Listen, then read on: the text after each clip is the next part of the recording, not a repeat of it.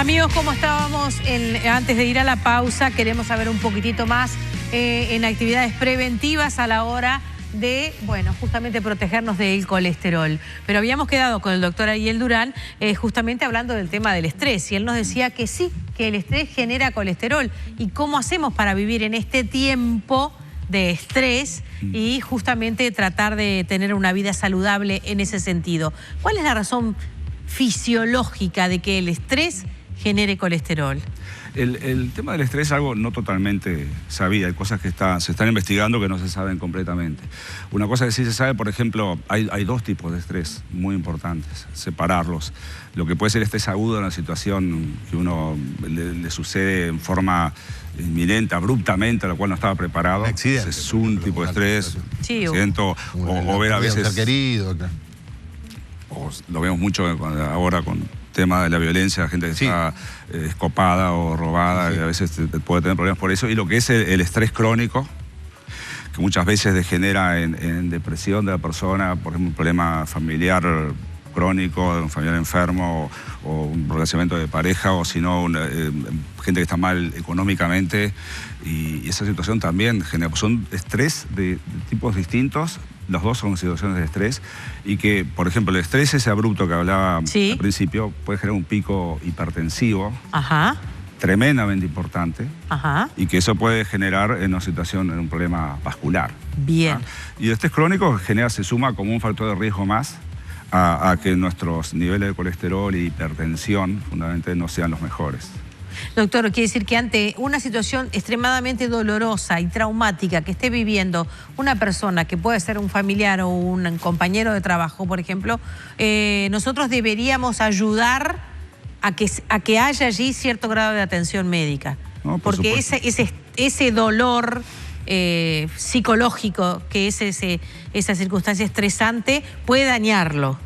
Sin duda. No es que eso degenere en un nivel que uno monitoriza el nivel en sangre de un colesterol más alto. Bien. Pero digo, eso es hipertensión crónica, depresión, todo eso está claramente demostrado que termina en un deterioro vascular. Voy a la pregunta de una televidente que dice: mi hija tiene 16 años, su alimentación es buena y adecuada según los especialistas. Sin embargo, su colesterol es de 2,45 y no logramos bajarlo. Al consultar nos hablaron de algún factor genético, dice Miriam. ¿Es posible? Sí, sí, totalmente. Y es algo que es muy frecuente, es cada vez más frecuente. No podría decir si es cada vez más frecuente, es que cada vez se sabe más. Porque digo, los chicos pasan por el carnet de salud estudiantil, se estudian, los carnets de salud laborales que han detectado gente que no tenía síntomas en lo previo. Y eso es algo que nosotros vemos a menudo y muy preocupante porque va de la mano que dijimos hace un rato que la aterosclerosis empieza a muy temprana edad. Doctor, ¿y 2,45 por qué? ¿Qué valor debiera tener esta jovencita de 16 años? Hay una cosa que a mí me pasa muy a menudo, que a veces los pacientes vienen con un nivel de colesterol total, que ese es un nivel de colesterol total.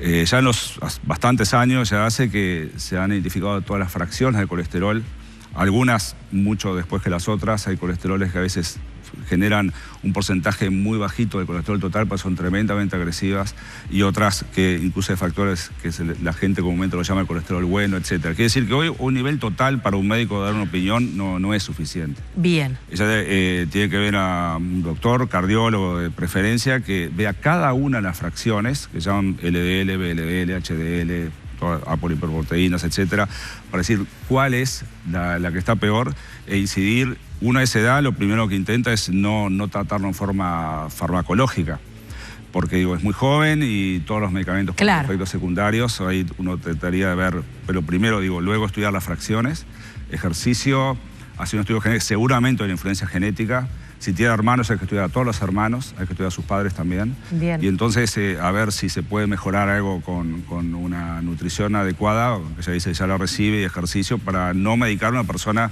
que cuando uno empieza con una medicación de colesterol, seguramente es de por vida. Porque digo, es una enfermedad que lamentablemente digo, no se cura.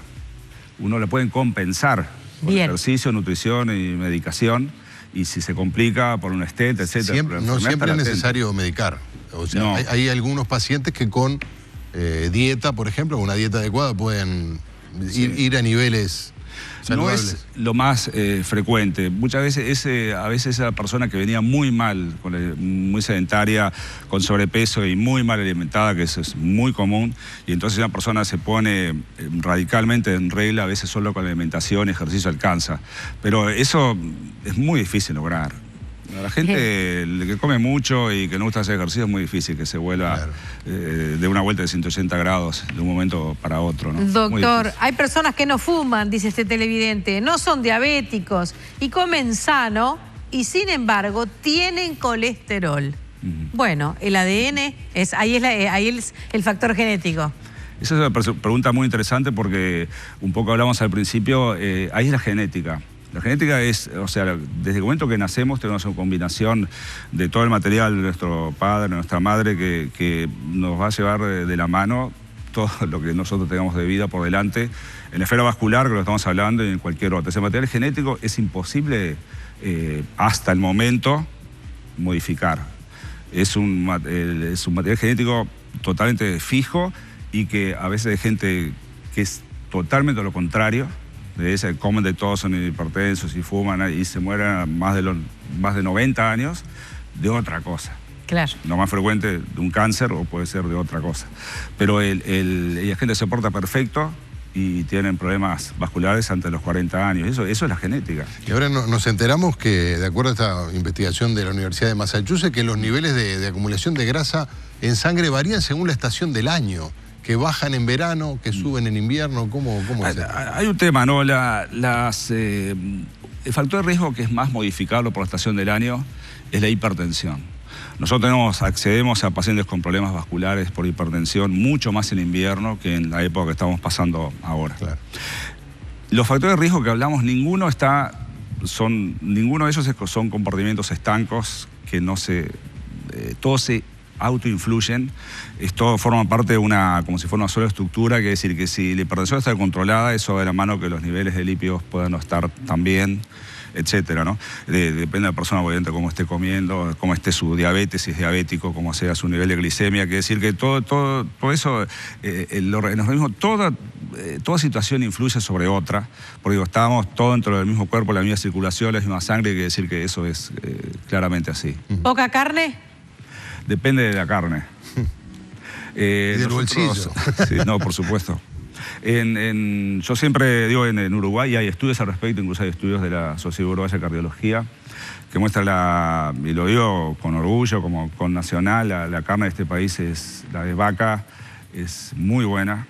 Los cortes de calidad, obviamente eso tiene una influencia, una arista económica, lo entiendo, pero los cortes buenos de este país son muy buenos. No es que uno esté recomendando comer carne todos los días, pero digo, es mucho mejor carne que la de otros animales. Bien. ¿Ah? Y eso es saludable, es mucho mejor.